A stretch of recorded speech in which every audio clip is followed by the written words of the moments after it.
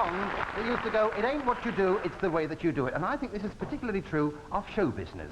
And to show you what we mean, what we're going to do tonight, we're going to take an old nursery rhyme, Little Bo Peep, and show you how it might be played by different programs. But here, first of all, is Little Bo Peep in its original form.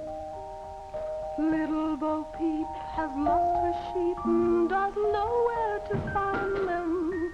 Leave them alone and they'll come home, bringing their tails behind them.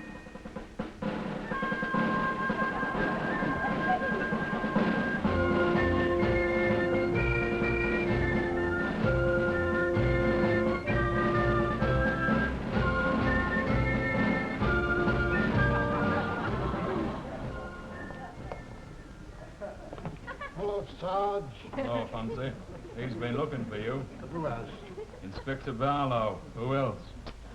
Oh, Wick. What does he want now? Right, no, that's it. Yeah. Come in. Yeah. Did he really? Yeah. Whatever. Fancy. Yes, sir. Look, when I said fancy, I didn't mean fancy. I meant fancy. Right on, Mr. Peep. I'll send one of my men over. You better get over to Old Man Peep's sheep farm. His entire flock's gone. To them, sir? His daughter. Better have a chat with her. What's her name, sir? Bo. Oh, how do you spell it? B. Word, He doesn't have many friends. Off you go, lad. Oh, and Fancy. Tell Sergeant Blackett to send that fellow in, will you?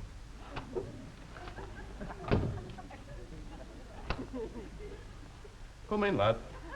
Shut up, lad. We're out late tonight, aren't we, lad, eh? Come on, lad. What are we doing walking across the moors at 11:30 at night, eh? I've been to a dance. We're all covered in white hair, then. I was dancing with a blonde-haired lady. She molting or something? No, she was tearing her hair out over me. And why did you come on by yourself, then? I don't like bald-headed women. Me, lad. I'll have you inside before your feet touch the ground. What's it, copper? You lay a finger on me and you'll be back pounding a beat. After all, I'm your friend, though. I'm here to help you. Now, It's like a bear with a sore head tonight. Eyes here. Right, sir. He wants you back in. What the heck now?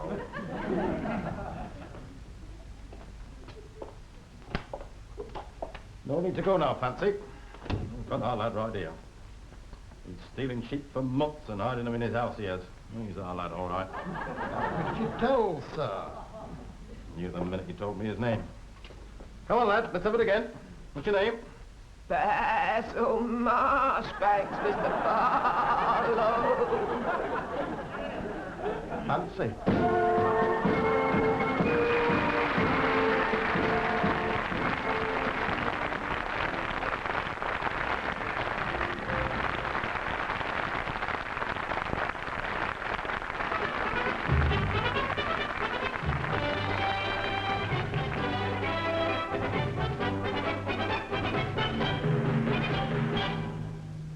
Missing 6,000 sheep, 24,000 legs of lamb, and heaven knows how many lamb chops won't reach the Sunday lunch table this coming Sunday. Alan Wicker reports.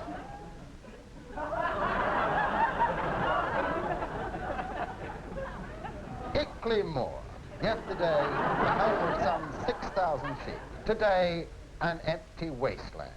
The owner of the sheep, Lord Peep's daughter, Belle, descendant of Samuel Pepys, and today mystified at the disappearance of so many of her spring lambs. The work of criminals, the police are baffled. But in this vast, treacherous moorland with the bogs, with its marshes, anything can happen.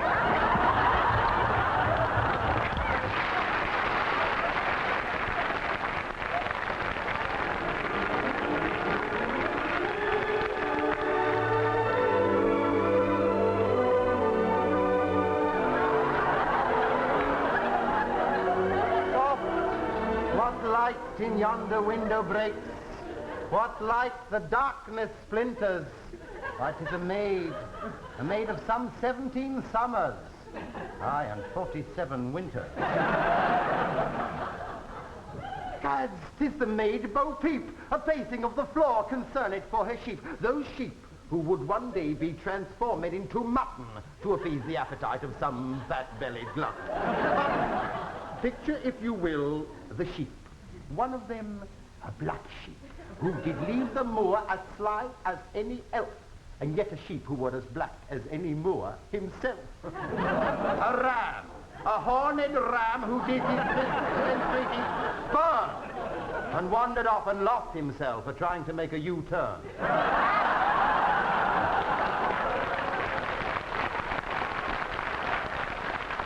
A gentle sheep, whose wool is spun into a yarn so thin, yet not as thin as this yarn which I do now spin. All this did happen while the maid Bo Peep did sit upon the ground a-counting of her sheep, and by the counting of them did fall asleep. Her father counselled her, bear them no mind, they will return, a-bringing of their tails behind. But as the smallest of these lambs who sat upon the icy ground did cry in voice so bold, so do I say to you, my tale is told.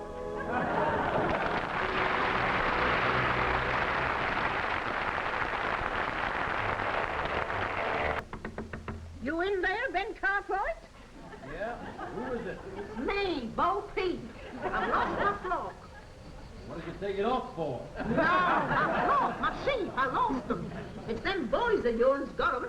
Now, you're going to let me in, or ain't you? Now, see here, Mrs. Peep, those boys of mine wouldn't do a thing like that. Down to town, but I'll ask the other 2 boys if it'll make you feel better. Ask them nothing. You confront them openly. You tell them you know they took 'em. I want to see their faces. Okay, you say so. Hey, little Joe! Yeah, Paul? Little Joe, I know everything. Everything, Paul? Yeah, little Joe, everything. Well, I was going to put the money back. I mean, you shouldn't have left the cash box lying around. In any case, Paul, it was for a good cause. It was? Yeah, I used the money to bail out Adam. You see, Paul, last Saturday night, he got into a fight and, he beat someone up. Who'd he beat up? You know Big Sam, the blacksmith? Big Sam used to be a prize fighter, Well, his grandmother. but he didn't do no sheep stealing. Oh, gee, no, Paul. We're Cartwrights. We couldn't do anything bad like that. Okay. Off you go, little Joe. Send in Hoss, will you? Sure will, Pa. Hey, Mrs. Peep, I told you.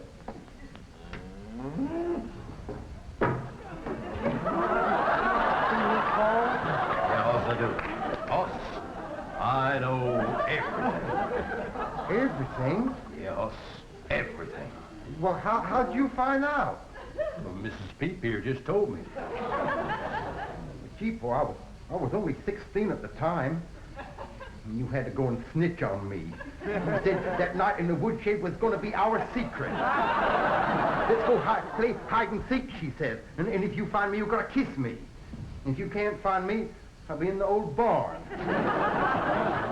I'm going about your work now. There, told you no one round here touched your sheep. How about that old Indian feller that is always hanging round here? But old White Owl, why, he couldn't even catch a cold, never about round up a herd of sheep. Well, you get him in here. Oh, okay. White Owl!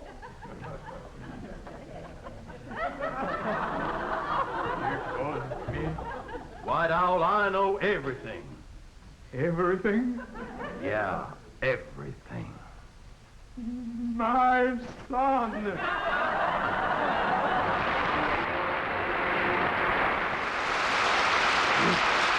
Of course, you know, the commercial that really intrigues me is the one with the girl taking the bath. And I don't know, I mean, when you see that one, do you ever sort of wonder how it was made? I mean, what happened before she got into the bath? And what happened when she got out of the bath? And who was there? Well, I was making a commercial the other day, and they were doing one of these bath adverts in the next studio. So when I'd finished what I was doing, I casually strolled over there at about 60 miles an hour. There's a beautiful bath set, And there was this very nervous director sitting there, and all of a sudden, through the studio door came the most beautifully dressed blonde girl. And he went over to her and he said, Miss Hargraves, ready when you are. Oh, we can't start till you're in the new... Till you take off your... Till you're in the bath, can we? It's for the commercial, dear. Yes, soap. The agency told you soup. Oh. Well, I do assure you, dear, it is soap. Bath soap. Well, people don't take a bath with their clothes on, do they? Yes, dear, I realise it's extra money for taking your clothes off, but I'm sure the agency would be happy to pay the extra. And if they wouldn't, I would. Have a whip round amongst the fellows here. Yes, only the essential technicians will be here, my dear. Only the essential ones, like the lighting man and the cameraman and the car park attendant. Well, he's very interested in photography, you see. Since this morning, yes, that's right. But you need have no fear, because you'll be under the water most of the time, you see. Yes, there'll be bags of lava. Yes, because you see, Harry, the property man, he'll sort of froth up the water, you see. Before you get in, yes. Well, of course, if it goes flat while you're in it, we'll have to rely upon Harry's good breeding, won't we? Yes. Oh, you do sit up at one point, dear, but the camera is on your back there, you see, and Harry will sort of bring the camera round, and when you pick up the soap, he will hold the camera at the front, but on your face, dear. Yes, I promise, it will be on your face, yes. It may be shaking a little, it will be on your face. You will, right you are then. Dressing gown you'll find behind the screen there. Thank you, lovely. Righto, Harry, froth up the water then. Harry, do it now. We're not doing a continental version. Froth it up now. Lovely. Oh, by the way, Miss Hargraves, should there be any shots taken, you know, which are beyond the bounds of respectability, have no fear, because we will cut them out and file them away, throw them away. Yes. Right you are. Ready. Righty-ho then. Now, in you go in the bath. Just one thing, Miss Hargraves. You're supposed to take your dressing gown off. Thank you. Well, flop it over the side then, right? Harry, the water does not need frothing up, Harry, please. Harry... oh, you dropped your pen in the bath. Well, you'll just have to get it later, that's all. Righty-ho, here we go. Stand by. Now, take one. Action. On her back. Round you go. Lovely, lovely. Righty-ho, up to her face. Lean forward, dear. Pick up the soap. Cut. Look, dear, lean forward. There's no need to stand up. Well, why did you stand up? Oh, you found Harry's pen. Drop it over the side. Right, now take two, action. Here we go, round with the camera. Lovely. Hold the soap up to your face, dear. Smile, cut, lovely, print it. Oh, that's fine. Righto, Miss Hargraves, behind the screen, dressing gown, thank you. Oh, excuse me, Miss Hargraves. Hello? Yes, speaking. It was soup. Not soap. I see. Thank you. Miss Hargraves, you'll never believe this, but you were right.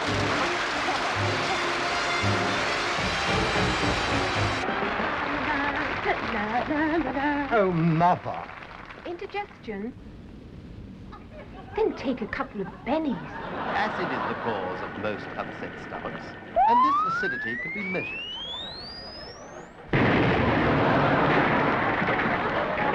Pardon? But a couple of bennies will soon put you right. Feeling better? I feel fine now.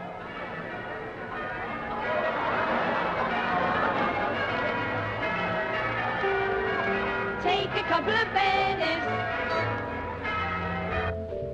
Aye, hand over the gravy.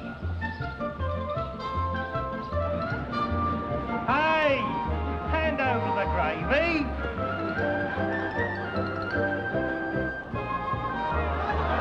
Hey, hand over the gravy. Ah, Mister. Nell by the stream, Nellie Jean. Please. I'm sorry, darling. I'll be all right later. But will I? Often when you're depressed and run down, you need a course of Philovite. In a few days, you'll feel fine again. Yes, you wouldn't recognize my wife now. She's like a new woman. Full of fun, full of energy. She just never seems to get tired.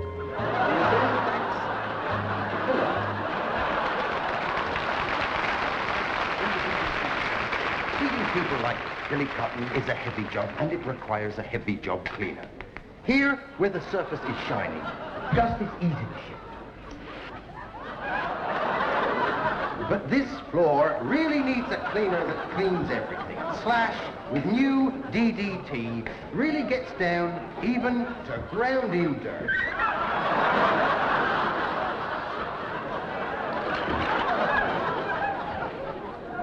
Yes, Slash really cleans everything.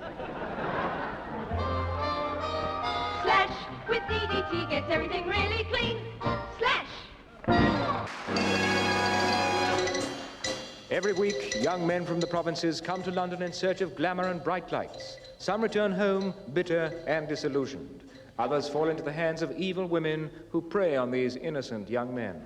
This is the story of one such young man. Would you mind telling us your name, please? I should rather remain monotonous. I see. Well, will you tell us your profession? Would you mind speaking up, please? I'm a male model. I see.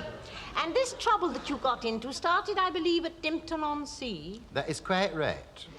You see, unbeknownst to me, my fiancée took a snapshot of me while I was on the beach, paddling. She sent it up to the carnival committee, and I was invited along to the carnival dance. It wasn't until I arrived there where I realized what was expected of me. Yes, I had been entered for the Knobbly Knees contest. Well, naturally, I didn't want to let my fiancée down, so I went through with it. But I can't tell you how I felt, stood there in front of all those ogling women, with my knees completely naked. Yes, I can imagine. And then what happened? Well, after the competition, which incidentally I won, there was a party. And that was my downfall. Yes, I tasted the Dolce Vita, the sweet life of Dimpton-on-Sea. I met the local mayor. I drank South African sherry. I was interviewed by the local press, and I met a girl who did voices over for deodorant commercials. Yes, my cup was filled to overflowing. After that, of course, it was competitions everywhere. One week Bournemouth, next week Whitby. Yes, I was living life with a capital L. Tell me frankly, though, is there any truth in the rumor that there is a certain amount of cheating in these Knobbly Knees contests? That's quite right. It's awfully upsetting for me to tell you this, but some of the men wear falsies. Flesh-coloured plastic kneecaps. It makes me ashamed of my own sex. It's got to the stage now where before major competitions, a male nurse goes round tapping us on the kneecap with a little hammer. And I can't tell you how humiliating it is when one drops off. But your big chance came earlier this year, didn't it? That is quite right. I was entered for the Knees of the World competition. That meant coming to London, and that was my downfall, my undoing. Why was that? Well, I'll tell you why. One evening, me and my friend Malcolm, who was a shy and sensitive used car salesman,